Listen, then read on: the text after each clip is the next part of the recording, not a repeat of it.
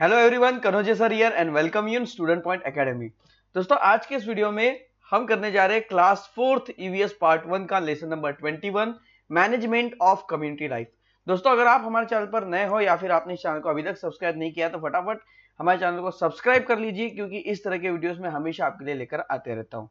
Students, हमारा जो application है वो प्ले स्टोर पर लाइव हो चुका है स्टूडेंट पॉइंट एकेडमी के नाम से। आप फटाफट जाकर प्ले स्टोर से उसे डाउनलोड करके रजिस्ट्रेशन कंप्लीट कर लीजिए। जल्द ही हम उस पर लाइव क्लासेस स्टार्ट करने वाले हैं। साथ ही आप मुझे इंस्टाग्राम पर फॉलो कर सकते हैं, इंस्टाग्राम आईडी ऊपर दी हुई है और नीचे स्ट्रीप में मेरे कुछ यूट्यूब चैनल के नाम दिए हुए हैं, आप उन्हें भी चाहे तो सब्सक्राइब कर सकते हैं। तो आइए स्टार्ट करते हैं lesson number 21 management of community life. Management of community life, भाई ये लेसन हम क्यों पढ़ रहे हैं? एक्चुअली हम सोशल लाइफ में जीते हैं, ठीक है, हम सामाजिक जीवन जीते हैं। हम हमारी घर में हमारे जब हम घर में होते हैं तो हमारी जो जीवन होता है वो पारिवारिक जीवन होता है, और जैसे ही हम घर से बाहर निकल जाते हैं हमारा जो जीवन होता है वो सामाजिक जीवन होता है। मतलब हम अपनी लाइफ अपने घर वालों के साथ भी बिताते हैं और जो आस पड़ोस में जो लोग होते हैं, ठीक है, या फिर हम कहीं बाहर मिलते हैं या स्कूल में जाते हैं, तो ये सब जो घर के बाहर वाला जो एरिया हो गया ये पूरा सोशल हो गया, ये कम्युनिटी लाइफ हो गई। तो यहां पर जब हम अपना टाइम स्पेंड करते हैं इसको बोलते हैं कम्युनिटी लाइफ। तो यहां पर हम अपनी कम्युनिटी लाइफ जीते हैं। तो कम्युनिटी लाइफ हो, सोशल लाइफ हो, या फिर घर मतलब फैमिली लाइफ हो, मतलब घरेलू जीवन हो, ठीक है, पारिवारिक जीवन हो, इन सब में मैनेजमेंट करना बहुत जरूरी है। घर में देखिए, आपके घर में भी मैनेजमेंट होता है। मैनेजमेंट कैसे? जैसे पापा क्या करेंगे भाई, पापा अपना काम करते हैं, वो जाते हैं, रोज सुबह उठते हैं और अपने ऑफिस में जाते हैं, ठीक है। मम्मी पूरा घर संभालती है, ठीक है। उसके बाद भी जैसे आपके घर में जैसे आपके सिस्टर है, मदर है, या फिर ग्रैंड मदर है, सब अपना काम थोड़ा थोड़ा मिल बांट कर करते हैं। ओके, जैसे पापा ने किराना दुकान से कुछ सामान ला कर दे दिया, ठीक है। उसके बाद दादी ने सब्जी का साफ कर लिया, ठीक है। उसके बाद मम्मी ने खाना पका दिया, दीदी ने घर में थोड़ा सा मम्मी की हेल्प कर दी, ओके, झाड़ू पोछा कर दिया या बर्तन साफ कर दिया।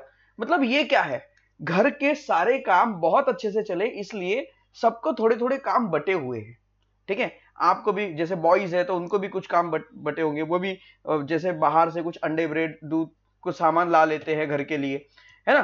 तो हम भी हम जब पारिवारिक लाइफ में जीते हैं तो हमें इतने सारे काम होते हैं, घर के सारे काम हम मैनेज करते हैं, तब हमारा घर चलता है। सिर्फ एक छोटा सा घर चलाने के लिए सबके काम बटे हुए होते हैं। तो इमेजिन कीजिए बच्चों, ये संसार कितना बड़ा है, ये दुनिया कितनी बड़ी है, समाज कितना बड़ा है, ये सोशल लाइफ हमारी कितनी बड़ी है। इस सोशल लाइफ को चलाने के लिए भी रूल्स और रेगुलेशन की जरूरत पड़ती है, और इसी रूल्स और रेगुलेशन के लिए हमें मैनेजमेंट की जरूरत पड़ती है ना। तो आइए इस लेसन को समझते हैं, मैनेजमेंट ऑफ कम्युनिटी लाइफ। भी कम्युनिटी लाइफ में जीते समय हमें मैनेजमेंट की क्यों जरूरत है। ओके, तो लुक हियर, ये पिक्चर देख रहे हैं आप, है ना। आइए इस पिक्चर के बारे में पढ़ते हैं। श्रद्धा, Ayesha and families parents decide to take a trip in a summer vacation। श्रद्धा और आयशा की फैमिली और पेरेंट्स इन्होंने डिसाइड किया कि ये समर में कहीं तो भी वैकेशन में घूमने के लिए जाएंगे। They book a special mini bus for a trip. उन्होंने ट्रिप के लिए एक स्पेशल मिनी बस भी बुक कर ली। जैसे हम स्कूल से ट्रिप जाते तो कैसे बस बुक करते, वैसे इन्होंने बस बुक कर ली। In the morning everyone got ready. सुबह हो गई, सबके सब रेडी होके बस स्टॉप पर, मतलब एक जगह पर खड़े हो गए जहां पर उन्हें बस लेने आने वाली थी। They waited for the bus for a long time. बहुत देर हो गया, काफी देर से वो बस का इंतजार कर रहे हैं, बट इट नॉट अराइव। पर वो बस आ ही नहीं रही है, अभी तक आ ही नहीं रही है। वाई?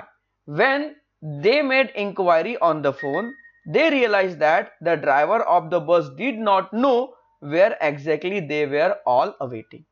जब इन्होंने जहां पर उन्होंने बस बुक की उस ऑफिस में उन्होंने फोन किया, फोन करने पर पता चला कि अरे इन्होंने तो ये बात डिसाइड ही नहीं की थी कि ड्राइवर को पता ही नहीं है कि वो लोग कहां पर मिलने वाले। इन्होंने बताया ही नहीं था कि भाई लोकेशन क्या है, बस कहां पर आएंगी हमें लेने के लिए, है ना। आप तो खड़े हो गए पर बस वाले को ही नहीं पता है आप कहां पर खड़े हैं, तो वो सही समय पर बस ला पाएगा क्या? नहीं ला पाएगा। मतलब यहां पर क्या हुआ, यहां पर कम्युनिकेशन का या मैनेजमेंट का थोड़ा सा कुछ न कुछ गड़बड़ी हो गई, जिसके कारण इनका टाइम वेस्ट हो गया।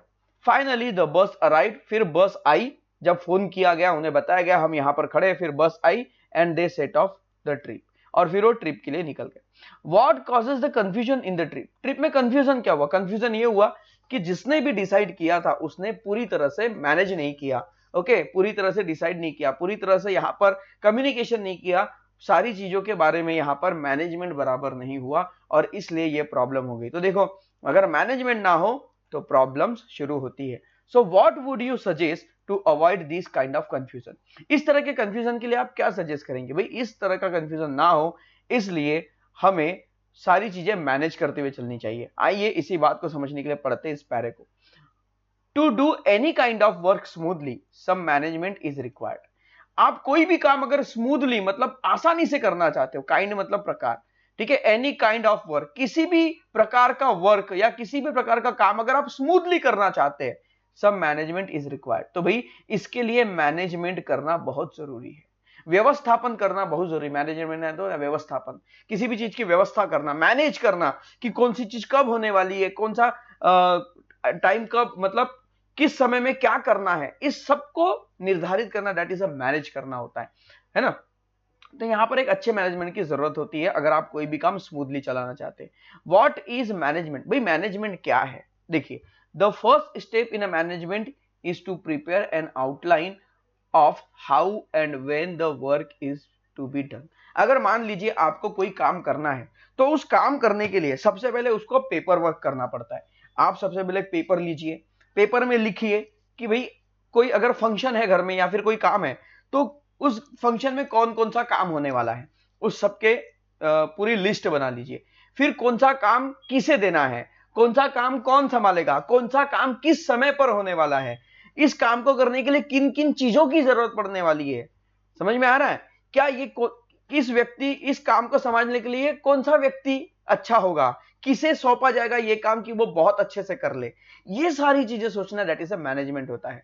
If we are going to be working in a group, the outline must be clear and more detailed. तो जब भी हम कोई काम कर रहे ग्रुप में, तो आउटलाइन करना बहुत जरूरी है। आउटलाइन करना मतलब जो भी आप प्रोग्राम करने जा रहे हैं उस प्रोग्राम का एक परफॉर्म बनाना बहुत जरूरी है, उसे एक पेपर वर्क में लाना बहुत जरूरी है कि कौन कौन से काम कब कब किए जाएंगे, ये सारी चीजें समझना जरूरी है। One has to decide what task each person will carry out. हमें ये डिसाइड करना होता है कि कौन सा व्यक्ति कौन सा काम संभालेगा, है ना, क्योंकि एक काम एक प्रोग्राम करना अकेले अकेले इंसान की बस की बात नहीं है, उसे क्या करना पड़ता है, उसे और भी ज्यादा लोगों की जरूरत पड़ती है। तो वो क्या करता है, एक एक व्यक्ति को एक एक काम बांट देता है, भाई ये काम आपको संभालना है, ये काम आपको संभालना है, ये काम आपको संभालना है। तो इससे क्या होता है, हर एक काम बड़े आसानी से हो जाता है। Each person must know clearly how to carry it out. हर एक व्यक्ति को यह समझाना जरूरी है कि इस काम को करना तो है पर किस तरह से करना है। प्रॉपर कोऑर्डिनेशन, यहां पर इस बात का मतलब समझिए, प्रॉपर कोऑर्डिनेशन, कोऑर्डिनेट करना मतलब एक दूसरे को की बात को समझकर चलना, एक दूसरे से कांटेक्ट में रहना, एक दूसरे को कोऑर्डिनेट करना। देखो, मेरा माइंड जो सोच रहा है वही मेरी जबान बोल रही है। समझ में आ रहा है? मैं जो आपको पढ़ा रहा हूं, पढ़ाने से पहले मैंने अपने माइंड को सोचा है, मेरा दिमाग जो सोच रहा है वही शब्द मेरे मुंह से निकल रहे हैं, ठीक है, और वही एक्शन मेरे हाथों के द्वारा भी हो रही है। तो दैट इज, ये है कोऑर्डिनेशन, मेरे माइंड का, मेरी जबान का और मेरे हाथों का, ठीक है, ये तीनों कोऑर्डिनेशन परफेक्टली हो रहे, सो मैं आपको ये कंटेंट अच्छे से एक्सप्लेन कर पा रहा हूं। तो चाहे आप कोई भी हो, आपकी बॉडी में भी कोऑर्डिनेशन की जरूरत पड़ती है। समझ में आ रहा है? जब हम रास्ते से चलते हैं या हम गाड़ी चलाते हैं या हम बाइसिकल चलाते हैं, जैसे आप साइकिल चलाते हो, तो साइकिल चलाते समय आप आंखों से देखते हो, हाथ से हैंडल संभालते हो, इस अंगूठे से क्या करते हो, जो बेल होती है, घंटी होती है साइकिल की, वो बजाते हो, पैरों से पेडल चलाते हो, ठीक है। इन सब कामों के लिए आपको हाथ, पैर, आंख, कान, ताकि पीछे से कोई हॉर्न तो बजाते हुए नहीं आ रहा है, ठीक है, ये सारी चीजें हमें चौकन्नी रखनी पड़ती है, तब हमारी साइकिल स्मूथली चलती है। इट मींस इन सभी बॉडी के सभी पार्ट का कोऑर्डिनेशन होना जरूरी है, तो ही काम परफेक्ट होगा। बराबर उसी तरह से हम हमारे घर में या सोशल लाइफ में कोई भी काम करें, जब तक उसमें सही तरह से कोऑर्डिनेशन नहीं होगा, हम वो काम अच्छे से नहीं कर पाएंगे। So proper coordination has to be maintain among the people involve. तो इस काम में जो जो पीपल इन्वॉल्व है, कोई जैसे कोई काम हो रहा है, कोई प्रोग्राम है, उस प्रोग्राम में मान लो 10 लोग इन्वॉल्व है, तो 10 के बीच में कोऑर्डिनेशन होना जरूरी है। कौन कौन सा काम कर रहा है, कौन कौन सा काम कब कर रहा है, इसके बाद कौन सा काम करना है, अरे ये काम हो गया, अब मेरी बारी, अब मुझे काम करना है। ये सारी चीजें समझना बहुत जरूरी है। We also need to make sure that each person is doing his work properly. और ये बात हमें समझ लेना बहुत जरूरी है कि हर एक पर्सन बराबर तरीके से काम कर रहा है कि नहीं। अब इसके लिए क्या होगा, देखिए मान लीजिए 10 तरह के काम है, तो 10 तरह के काम करने के लिए 12 लोगों की टीम लगेगी। पहला जो मेन है वो सबको बताएगा 10 लोगों को कि कौन कौन से काम करने हैं। एक एक व्यक्ति सबसे हेड रहेगा, वो बताएगा 10 लोगों को कौन कौन से काम कर रहे हैं। ठीक है, 11 लोग हो गए। एक 12वां व्यक्ति रखा जाएगा, वो ये काम करेगा कि बाकी के 10 लोग काम कर रहे हैं या नहीं, इस पर ये अपनी नजर रखेगा और इसकी रिपोर्टिंग ये हेड को देगा कि ये काम सच में बराबर हो रहा है या नहीं। समझ में आ रहा है? तो जो भी व्यक्ति काम कर रहे हैं उन पर नजर रखने वाला एक और व्यक्ति लगता है कि सच में काम बराबर चल रहा है या नहीं।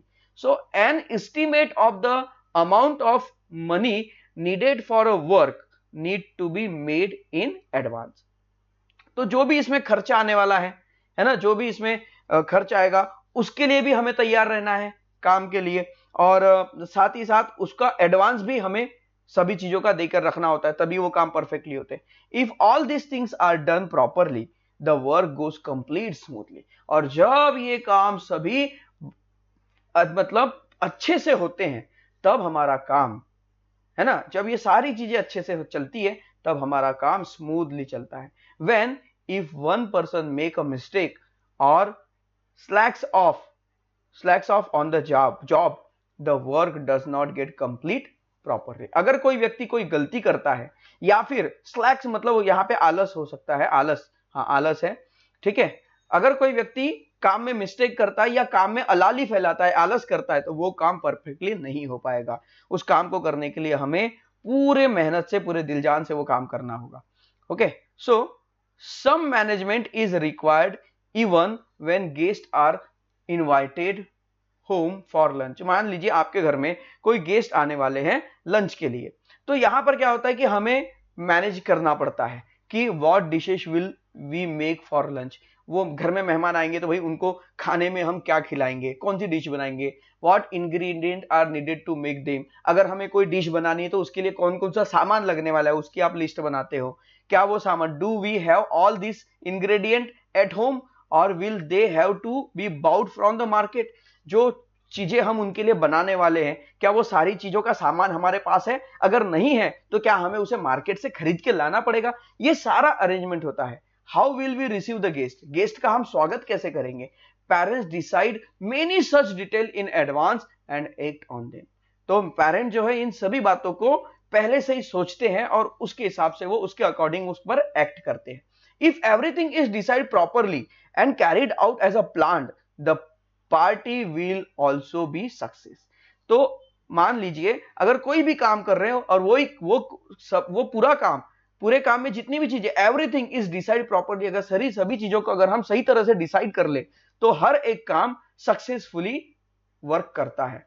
If something is left out और if a task is not done it can spoil the party. अगर कोई काम छूट गया या फिर कोई काम सही तरीके से नहीं हुआ तो आपके घर में जो फंक्शन या पार्टी हो रही है ये स्पॉइल हो जाती है, खराब हो जाती है, डिस्टर्ब हो जाती है। If management is necessary even for all function such as how important it must be running as a school, a town, a district, a state and country। तो मैनेजमेंट हर चीज के लिए जरूरी है। जैसे आपके घर के लिए मैनेजमेंट जरूरी है, घर के फंक्शन के लिए मैनेजमेंट जरूरी है, वैसे स्कूल चलाने के लिए मैनेजमेंट जरूरी है, आपका शहर चलाने के लिए मैनेजमेंट जरूरी है, आपका जिला चलाने के लिए मैनेजमेंट जरूरी है, आपका राज्य चलाने के लिए मैनेजमेंट जरूरी है, और आपका देश चलाने के लिए, कंट्री, आपका देश चलाने के लिए मैनेजमेंट जरूरी है। समझ में आया? हर तरह से मैनेजमेंट जरूरी है। तो जिस तरह से आपका घर का मैनेजमेंट जरूरी है, तो आपका घर इतना छोटा है तो सोचिए हमारा देश इतना बड़ा है, ये दुनिया इतनी बड़ी है, तो इसको चलाने के लिए कितने बड़े मैनेजमेंट की जरूरत पड़ने वाली है ना। So do you know, if you manage your study properly you learn better how can do this. देखो, अगर आप अपनी पढ़ाई को सही तरीके से मैनेज करते हो तो आप बहुत अच्छे से पढ़ाई कर पाओगे और क्लास में हमेशा फर्स्ट रहोगे।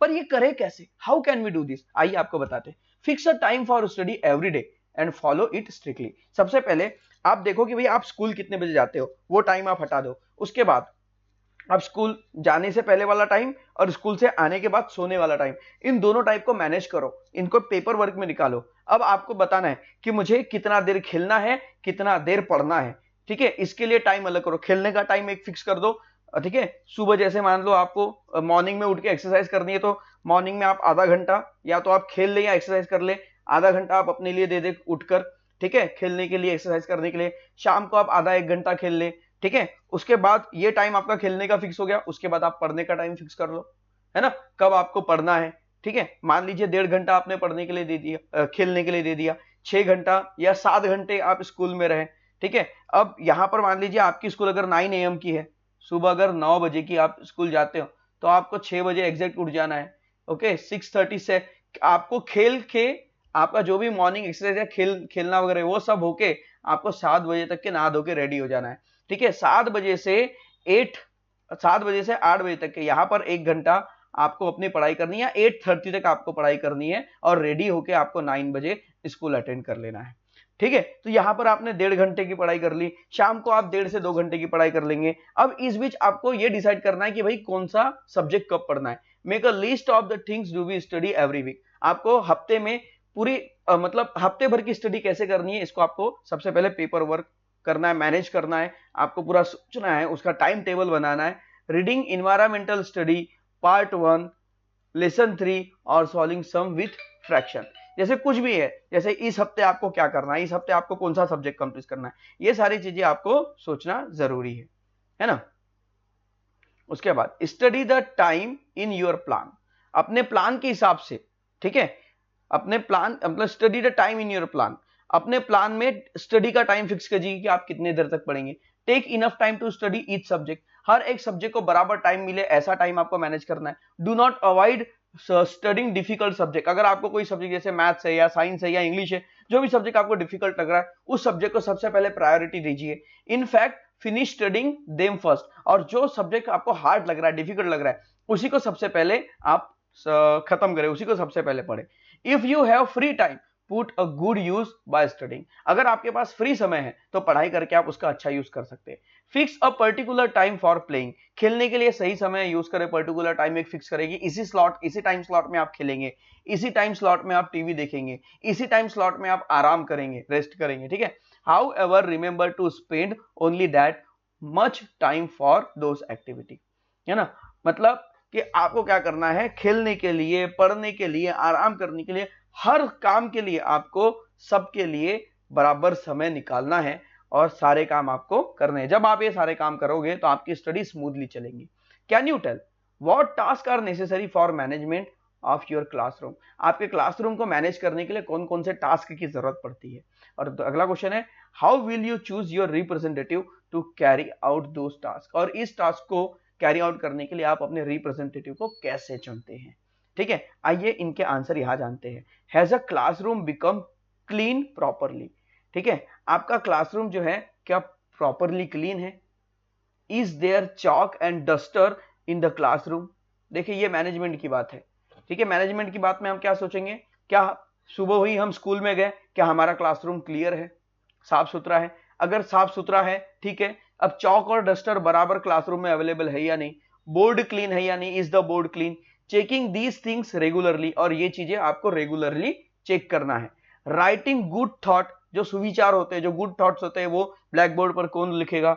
On the board and meaning discipline in the classroom is the responsibility of representative, है ना। और भैया क्लास में शांति कौन बनाए रखेगा, अगर टीचर्स नहीं है तो क्लास को मेंटेन करना पड़ता है, टीचर्स के आते तक आपको क्लास संभालना पड़ता है। ऐसे में जो आपका जो मॉनिटर होता है, क्लास कैप्टन होता है, जो रिप्रेजेंटेटिव होता है, वो आपकी क्लास को मैनेज करता है। Similarly to make sure that the school is run smoothly a school management committee is form, और जब स्कूल सही तरह से, जैसे हमारी क्लास सही तरह से चलाने के लिए टीचर क्या करते हैं, टीचर्स के आने के पहले टीचर्स के टेबल पे सारा सामान लग जाना चाहिए। ये काम किसी बच्चों का होता है, ठीक है, इसकी जिम्मेदारी किसी बच्चों को सौंप दी जाती है,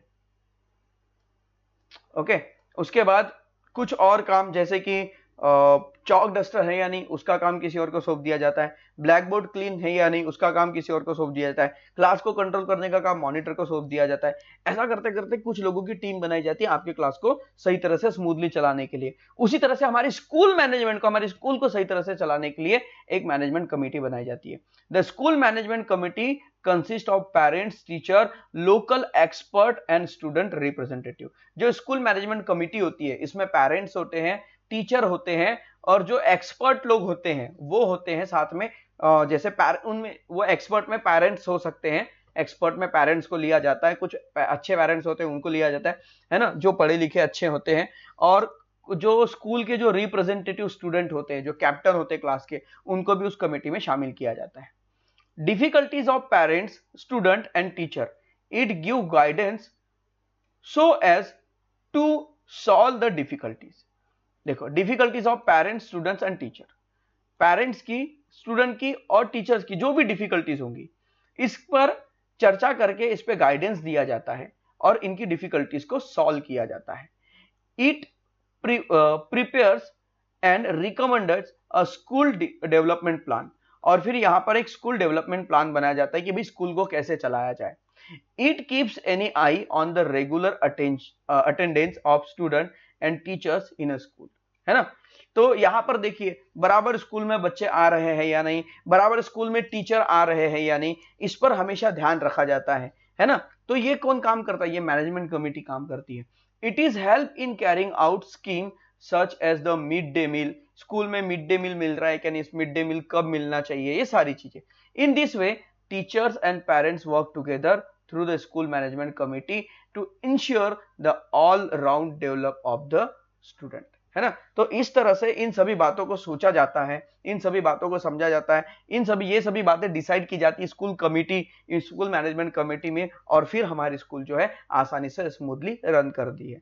obtain information about the school management committee in your school, आपके स्कूल में जो स्कूल मैनेजमेंट कमेटी है उस पर आप कुछ इंफॉर्मेशन गेन कर सकते हो। ओके, कैन यू टेल, आइए देखते हैं यहाँ पर क्या बताया जा रहा है। देखिए, यहाँ पर एक रोड एक्सीडेंट हुआ है, यहाँ पर एक बाइक स्पीड में जा रही है और ये बच्चे रोड क्रॉस कर रहे हैं। देखते क्या बोला जा रहा है। Why do accident occur on the street, जब सही तरीके से मैनेजमेंट नहीं होगा तो एक्सीडेंट होंगे।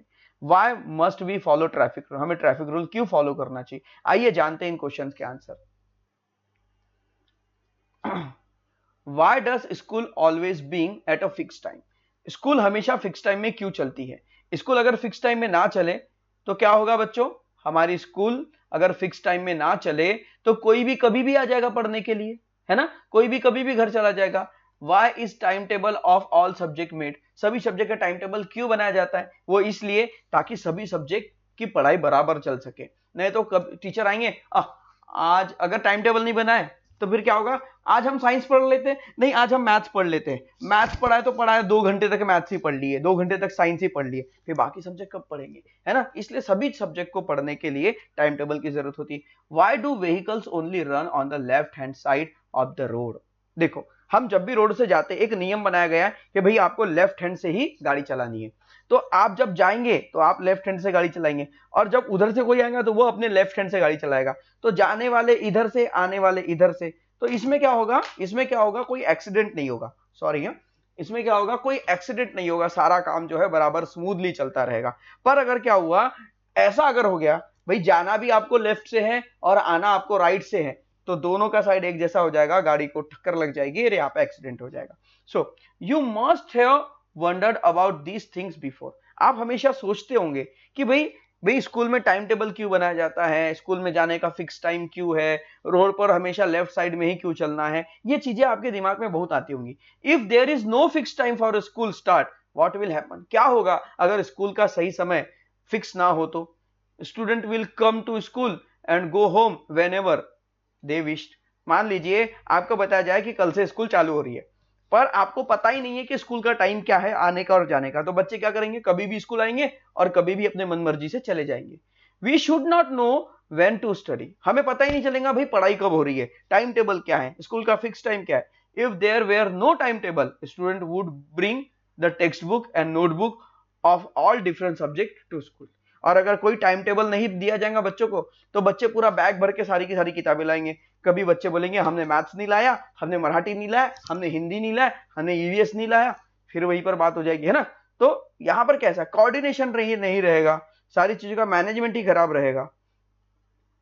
So rules guide us about how behave in society. जो नियम बनाए जाते हैं, ये नियम हमें बताते हैं कि सोसाइटी में कैसे हमें बिहेव करना है, कैसे हमें सोसाइटी में मिलजुल कर रहना है। Because of rule we can sure that everyone will behave in particular manner. जो नियम है वो नियम होते हैं, इसलिए लोग सही तरह से बिहेव करते हैं। अगर नियम नहीं रहेंगे तो कोई अच्छे से बिहेव नहीं करेगा। मान लीजिए अगर पुलिस ना हो तो इस दुनिया में अत्याचार कितना बढ़ जाएगा। कोई किसी को भी गाड़ी से उड़ा देगा और अपने घर चले जाएगा, कोई किसी को भी मार दिया, कोई किसी ने किसी को कुछ बोल दिया, तो कुछ होने वाला नहीं है। क्यों? क्योंकि पुलिस नाम की चीजें है नहीं ना, किसी को डर ही नहीं रहेगा।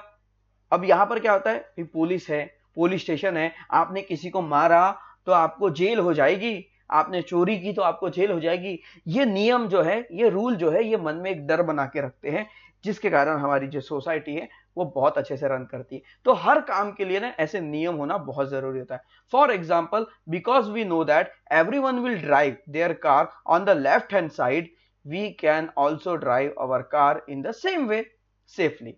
जैसे मान लीजिए सबको, जैसे ये रोड है, ठीक है, सबको लेफ्ट हैंड साइड से गाड़ी चलानी है, ये नियम है। तो भाई मैं भी लेफ्ट हैंड साइड से गाड़ी चलाऊंगा, आप भी लेफ्ट हैंड साइड से गाड़ी चलाएंगे। इधर से आने वाले ये अपना लेफ्ट हैंड साइड से गाड़ी चलाएंगे, तो ये सब, ये इनका लेफ्ट हैंड साइड है, ये इनका लेफ्ट हैंड साइड है, बराबर है ना। तो पता है इधर से जाने वाले को पता है कि भाई इधर से कोई नहीं आएगा, और इधर से जाने वाले को पता है कि इधर से कोई नहीं आएगा, इसलिए ये अपने आराम से गाड़ियां चला सकते हैं, ठीक है। पर अचानक कोई इधर से आ गया तो क्या हो जाएगा, यहां पर बूम, एक्सीडेंट हो जाएगा। If we did not know whether the vehicle coming towards us would come from left और right, we also get confuse. तो जब हमें पता ही नहीं है कि व्हीकल किधर से आने वाले और किधर से जाने वाले, लेफ्ट से आने वाले की राइट से आने वाले की किधर से जाने वाले, तो ऐसे में हम कंफ्यूज हो जाते हैं, है ना। So rules are made so that community life can go in smooth and orderly manner. तो रूल्स बहुत ज्यादा जरूरी है, इसलिए कि हमारी जो कम्युनिटी लाइफ है वो स्मूथली चले, सही नियम पर चले, ठीक है। Earlier customs and tradition form the basic of rule.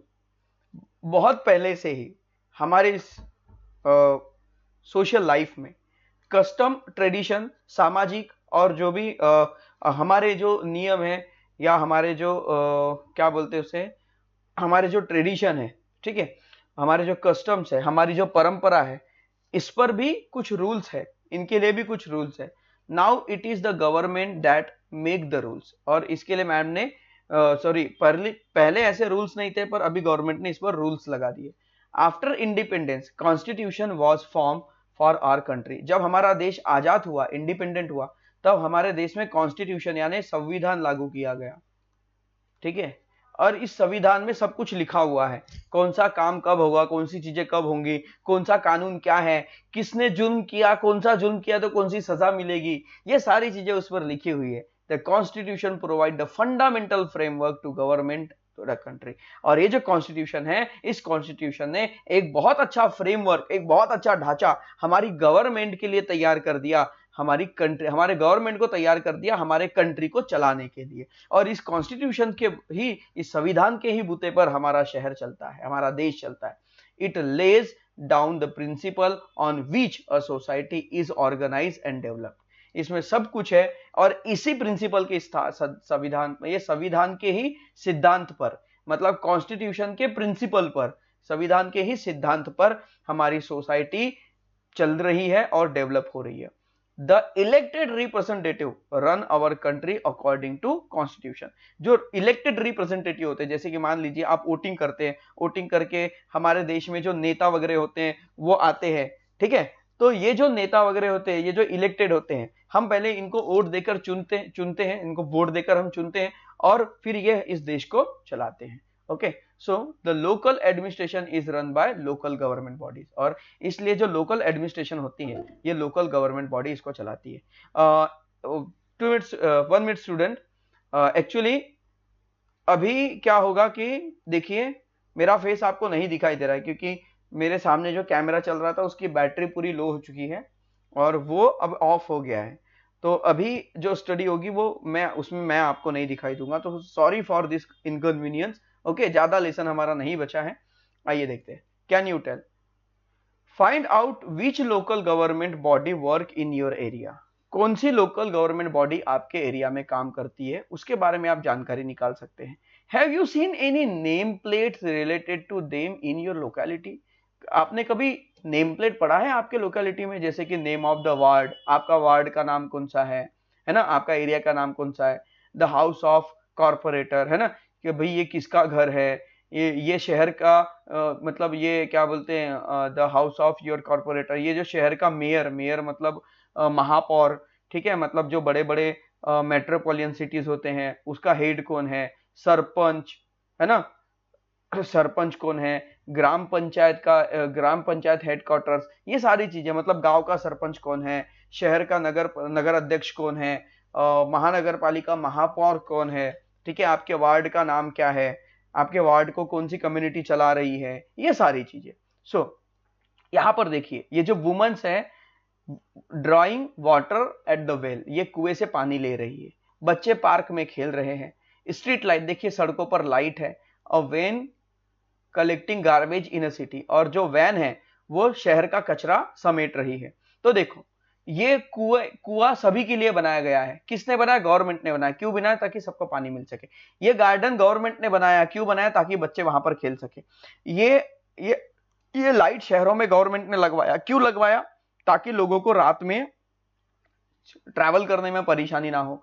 ये स्वच्छता अभियान चलाया गया। आपके शहरों में जितना भी कचरा होता है, इस कचरे को ये जमा करके शहरों से बाहर लेके जाती है। क्यों? ताकि आपका शहर स्वच्छ रह सके, साफ रह सके, नीट एंड क्लीन रह सके। और इसके लिए कौन काम करवा रहा है? गवर्नमेंट ही काम करवा रही। So we are depend on many people और thing needed in our daily life. तो हमारी डेली लाइफ को अच्छे से चलाने के लिए हमें बहुत सारे लोगों की जरूरत पड़ती है ना। जैसे कि भाई हम हमारे मोहल्ले में कचरा जमा हो रहा है, तो उस कचरे को हमने इकट्ठा करके एक जगह रख दिया, पर अब हम उस कचरे को उठा उठाकर हर जगह, मतलब उस जगह तो गांव के बाहर तो ले जा नहीं सकते। फिर इस डिपार्टमेंट को, इस ये गार्बेज व्हीकल वाले को दे दिया कि भाई आपको गांव गांव घूमना है, गली गली घूमनी है, पूरा कचरा जमा करके शहर के बाहर लेके जाना है।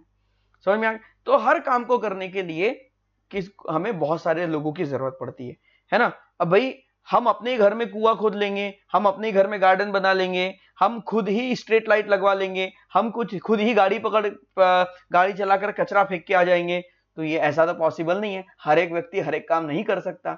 सभी काम करने के लिए सभी के काम बांट दिए जाते हैं ताकि सारा काम स्मूथली चले। So we need water for drinking, washing, for agriculture and also for animal. हमें पानी की जरूरत होती है पीने के लिए, कपड़े वगैरह धोने के लिए, खेती के लिए और एनिमल्स के लिए। So it is necessary to clear the garbage in our neighbourhood every day. हमारे आस पड़ोस में, हमारे घर में जो कचरा होता है उसको तो हम बकेट में कलेक्ट कर ही लेते हैं, पर हमारे घर के आसपास भी बहुत सारा धूल मिट्टी कचरा उड़ता है, तो इसे भी कलेक्ट करना बहुत जरूरी होता है।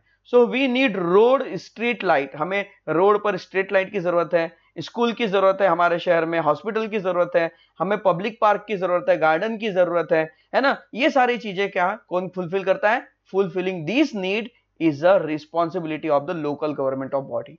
ये आपके जो गांव की, शहर की जो लोकल गवर्नमेंट है उसका ये काम होता है। अगर आप गांव में रहते हैं तो ये काम ग्राम पंचायत का है, अगर आप शहर में, छोटे शहर में रहते हैं तो ये काम नगर परिषद का है, और अगर आप बड़े मेट्रोपॉलिटन सिटीज में रहते हैं तो ये काम आपके महापौर का है। ठीक है। जो मेयर होते हैं शहर के उनको महापौर बोलते हैं। मतलब जैसे नागपुर, पूना, मुंबई, ऐसे जो बड़े बड़े शहर हैं, ठीक है, ये शहर कारपोरेशन होते ही है। ठीक है, महानगर पालिका इसे कहते हैं। और यहाँ पर जो महानगर पालिका का जो हेड होता है वो महापौर होता है, जिसे मेयर कहा जाता है। नगर परिषद में नगर अध्यक्ष होता है, और ग्राम पंचायत में सरपंच होता है। People elect their representative to the local government body to attend this needs. और लोग इन्हीं सरकार के इन्हीं लोगों को, मतलब इन्हीं लोगों को लोग चुन कर देती है ताकि ये मतलब हमारे शहर का सारा काम अच्छे से संभाले। Management is necessary for any work to done properly. और हर काम को अच्छे से करने के लिए मैनेजमेंट बहुत जरूरी है। A detail plan is necessary for group work. और अगर हम ग्रुप वर्क करते हैं तो इस ग्रुप वर्क के लिए डिटेल प्लान बहुत ज्यादा जरूरी है ना। जब तक हमारे पास डिटेल नहीं रहेंगी प्लान की, हम प्लान ही नहीं कर पाएंगे, है ना। हमने एक आधा प्रोग्राम सोच लिया कि भाई हमको ये करना है, पर उसका हमारे पास चॉकआउट ही नहीं है, तो वो काम स्मूथली नहीं चलेगा। If work is carried out according to the plan, it done smoothly on time. अगर हमने प्लानिंग कर ली और काम बराबर प्लान के हिसाब से चल रहा है तो वो एकदम सक्सेस होगा ही होगा। The school management community work to ensure the all around development of children. जो स्कूल मैनेजमेंट है, ठीक है, या कम्युनिटी है, ये सब क्या करती है, मतलब इसके बारे में इंश्योर करती है या सोचती है कि भाई किस तरह से बच्चों में पूरा तरह डेवलपमेंट किया जाए ताकि बच्चे अच्छे से पढ़ सके और उनकी स्टडी में कोई कमी ना हो। The local government body provide facility for daily needed off people. और जो लोकल गवर्नमेंट होती है जैसे ग्राम पंचायत, नगर परिषद या महानगर पालिका, ये क्या करती है, हमारी जो रोज की जरूरतें होती है, इन रोज की जरूरतों को ये पूरा करती है। जैसे सड़कों पर लाइट लगाना, सड़कें बनवाना, पानी की व्यवस्था करवा देना, गार्डन बनवाना, शहर को साफ रखना, गांव को साफ रखना, ये सब काम लोकल गवर्नमेंट के होते हैं। So students, I hope that ये इस लेसन में जो भी चीजें हैं आपको बहुत अच्छे से समझ में आ गई होंगी। ये लेसन बहुत अच्छे से आपको समझ में आ गया होगा, ठीक है। अब आइए बढ़ते हैं इस लेसन के क्वेश्चन आंसर की ओर।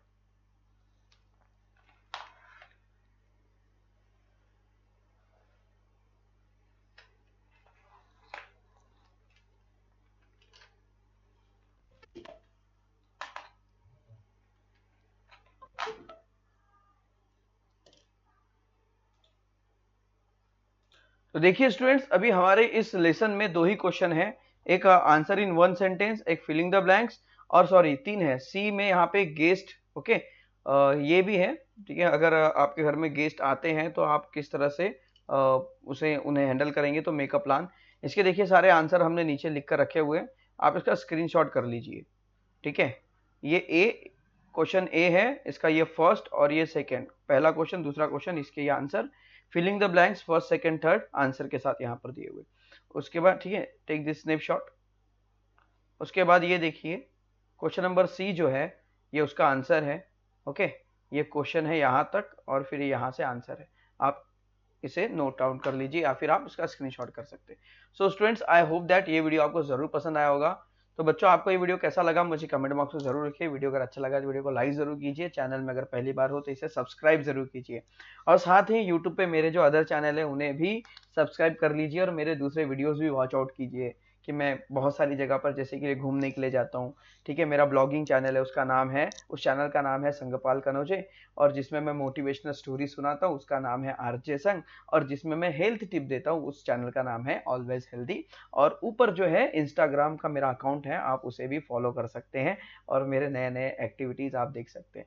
तो आइए मिलते हैं ऐसे ही अमेजिंग वीडियो के साथ, ऐसे ही अमेजिंग इंफॉर्मेशन के साथ या टीचिंग के साथ अगली वीडियो में। So students, bye bye, take care, अच्छे से पढ़ाई कीजिए, अपना ख्याल रखिए, बाय बाय।